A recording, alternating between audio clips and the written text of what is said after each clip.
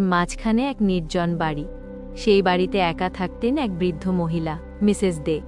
তার মাত্র পরিবার ছিল তার পোষা বিড়াল লুসি। মিসেস দে ছিলেন অদ্ভুত প্রকৃতির মানুষ। তিনি বাইরের লোকের সাথে মিশতেন না এবং সব সময় নিজেকে একটা বাক্সের মধ্যে আবদ্ধ রাখতেন। একদিন রাতে প্রবল ঝড়বৃষ্টির মধ্যে মিসেস দের বাড়িতে একটা ভয়ঙ্কর ঘটনা ঘটে।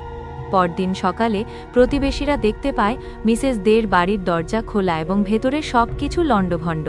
মিসেস দের কোনো খোঁজ পাওয়া গেল না। খবর পেয়ে পুলিশ ঘটনাস্থলে পৌঁছায় এবং তদন্ত শুরু করে। তদন্তের প্রথম পর্যায়ে পুলিশ জানতে পারে মিসেস দের ঘরে রাখা একটি মূল্যবান শিল্পকর্ম চুরি গেছে। এটি কি নিছকই একটি চুরি, নাকি এর পিছনে কোনো গভীর রহস্য রয়েছে? পুলিশ এই প্রশ্নের উত্তর খুঁজতে শুরু করে। তদন্ত চলাকালীন পুলিশ এলাকার আশেপাশে কয়েকজন সাক্ষীর সাথে কথা বলে।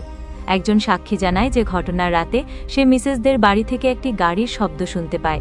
আরেকজন সাক্ষী দাবি করে যে সে একজন অপরিচিত ব্যক্তিকে মিসেসদের বাড়ির কাছ দিয়ে হেঁটে যেতে দেখেছে। এই তথ্যগুলোর ভিত্তিতে পুলিশ তদন্তের পরিধি প্রসারিত করে এবং নতুন নতুন তথ্যের সন্ধান শুরু করে। অবশেষে পুলিশ জানতে পারে যে মিসেসদের ভাই মিস্টার রয় সম্প্রতি তার সাথে সম্পত্তি নিয়ে বিবাদে জড়িয়েছিল। মিস্টার রয়কে জিজ্ঞাসাবাদ করা হলে সে প্রথমে সবকিছু অস্বীকার করে, কিন্তু পরে স্বীকার করে যে সে মিসেসদের বাড়িতে গিয়েছিল এবং শিল্পকর্মটি চুরি করেছিল। তবে মিস্টার রয় দাবি করে যে সে যখন মিসেসদের বাড়িতে প্রবেশ করে তখন সে দেখতে পায় মিসেস দে ইতিমধ্যেই মারা গেছে। মিস্টার রয়ের স্বীকারোক্তির ভিত্তিতে পুলিশ তাকে গ্রেফতার করে এবং জিজ্ঞাসাবাদ অব্যাহত রাখে। জিজ্ঞাসাবাদে মিস্টার রয় স্বীকার করে যে সে মিসেস দেকে হত্যা করেছিল। সে জানায় যে মিসেসদের সম্পত্তি তাকে দিতে অস্বীকার করায় সে ক্ষুব্ধ হয়ে তাকে হত্যা করে। এই স্বীকারোক্তির ভিত্তিতে পুলিশ মিস্টার রয়ের বিরুদ্ধে হত্যা মামলা দায়ের করে এবং তাকে আদালতে সোপর্দ করে।